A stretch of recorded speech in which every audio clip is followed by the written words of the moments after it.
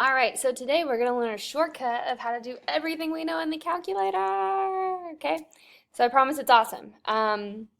So first off, we can find a y-intercept in the calculator, we can find a vertex in the calculator, and we can find the roots in the calculator, okay? So let's get familiar with the calculator. Again, y equals is your button up here, top left. That's when you're going to be typing in equations.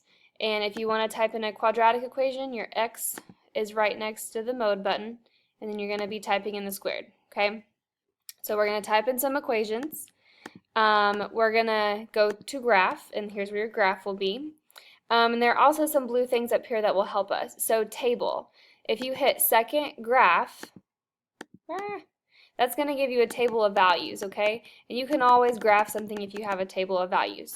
We also know how to find the y-intercept in a table of values or the roots in a table of values, okay? So again, here are the steps to find the y-intercept. So you would enter equation in, you would go to the table, and you would see when x equals 0, and that would give you your y-intercept.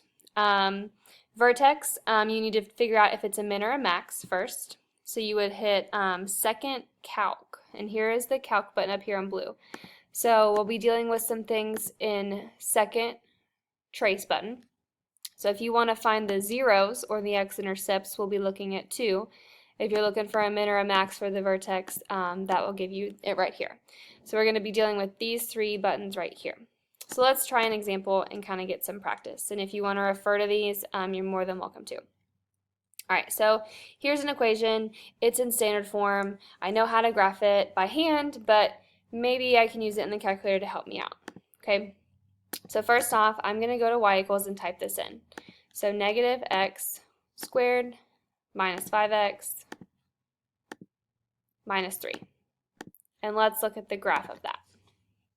Okay, it's opening down, which I would assume it would because my a is a negative number.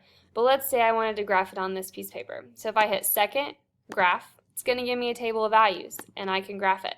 Okay, let's see. So I wouldn't graph negative 17. All right, so I could graph negative 6, negative 9. So let me do that right now. So again, negative 6, 1, 2, 3, 4, 5, 6. Negative 9 would be right down here. That's a point. I need to graph negative 5, negative 3. 1, 2, 3, 4, 5. 1, 2, 3. All right. Negative 4, 1 would be up here. Negative 3, positive 3. Negative 3. 1, 2, 3. And then negative 2, positive 3.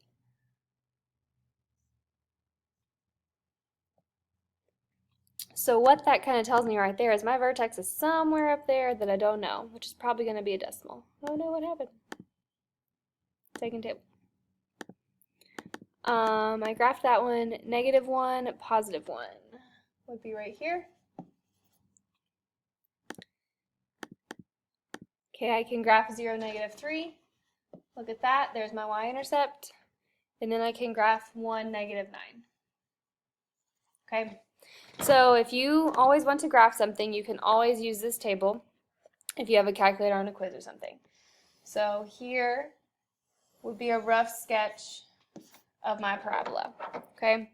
But now I need to identify some key features, okay? So I need to find the y-intercept, okay? So again, if you go on the table, your y-intercept is going to be when x is 0. So here is my y-intercept, 0, negative 3. Okay? To find the roots, that is where it crosses the x-axis, right? So it's going to be here and here, but they could be decimals. So what you have to do is you press second trace, and we're going to find the zeros, and we're going to hit enter. Okay? So I want to find this first one over here first. So if I need to go to the left of that point, so you're going to use this little arrow key and see this little blinking dot, that's where it's at. The left of this is going to actually be below it, and you're going to hit enter.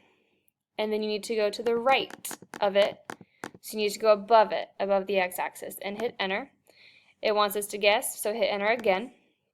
And then look at that, it gave you the x-intercept right there. Okay, so we're going to round that So negative 4.3.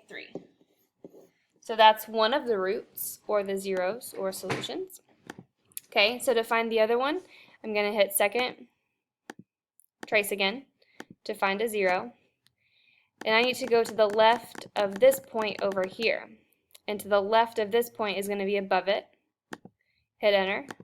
I need to go to the right of that point, which would be below it. Hit enter. And then enter again. And that will give you the decimal. So my other 0 would be negative 0.697. Okay, again, you guys can round that. But those are going to be the solutions, okay, which we couldn't have found on the graph before because they're decimals, but our calculator can do it for us. All right. Lastly is the vertex. So it's going to be a maximum. So if I hit second trace again, I want to find a maximum. Hit enter. I need to go to the left of the vertex.